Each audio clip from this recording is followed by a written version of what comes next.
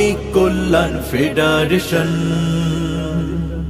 নিপীড়িত লাঞ্ছিত বঞ্চিত শ্রমিকের অধিকার আদায়ের সংগঠন বাংলাদেশ শ্রমিক কল্যাণ ফেডারেশন।